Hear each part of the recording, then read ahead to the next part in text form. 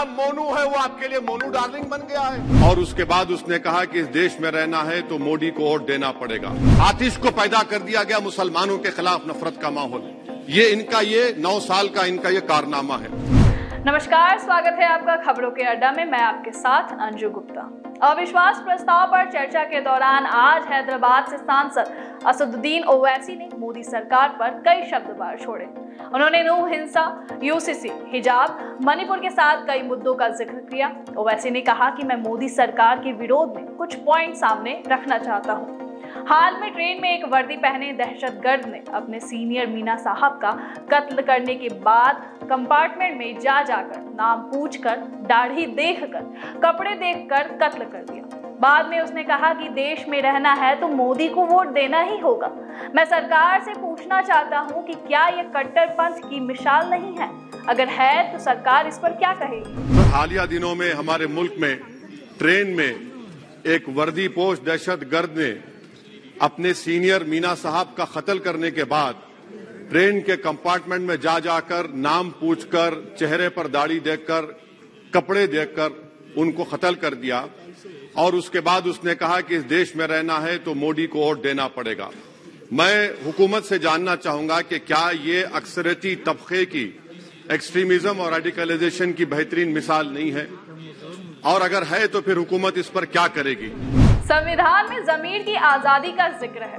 PM से मैं जानना चाहता हूं कि कहां गया इस हुकूमत का जमीर। उन्होंने कहा कि नूह में 750 इमारतों को बिना नियमों का पालन किए गए गिरा दिया गया क्योंकि वो मुसलमान के थे, पूरे अवैध थे। इसलिए हाई कोर्ट ने कहा कि ये एथनिक क्लिंजिंग है।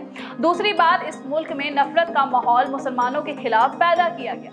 ये 9 साल का इनका कारनामा है।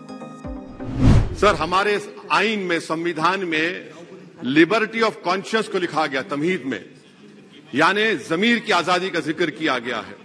मैं हुकूमत से और खास तौर से वजीर आजम से जानना चाहता हूं कि कहां गया इस हुकूमत का जमीर, कॉन्शियस जिसको अंग्रेजी में कहते हैं, जब नूह में 750 इमारतों को बगैर ड्यू प्रोसेस फॉलो किए उनके इमारतों को मुनज़्ज़म कर दिया गया, और इसलिए कि वो मुसलमान थे, पूरे के पूरे इलीगल थे।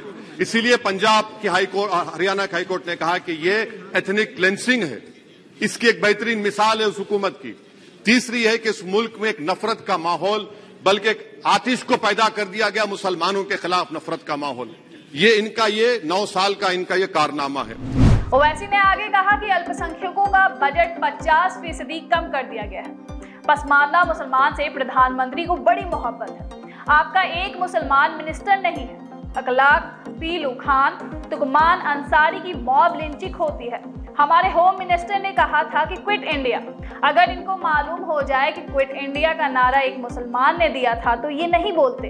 वो यूसुफ मेहर अली ने भारत छोड़ो का नारा बनाया, जिसे महात्मा गांधी ने अपनाया। इस देश में अगर भारत छोड़ो कहना है तो कहना होगा चीन भारत छोड़ो। जो गौरक्षक है, जिनका नाम मोनू है, वो आपके लिए मोनू डार्लिंग बन गया है। उसे कहें क्विट इंडिया। आप तुष्टीकरण की राजनीति कर रहे हैं, हिंदुओं में हथियार बांट रहे हैं। ये देश के लिए खतरनाक है। आप जो सियासत कर रहे हैं, इससे देश को नुकसान होगा। क्या देश बड़ा है या हिंदुत्व? सुनिए क्या कहा ओवैसी ने। मैं कंक्लूजन में, अभी कल हमारे होम मिनिस्टर ने कहा था क्विट इंडिया।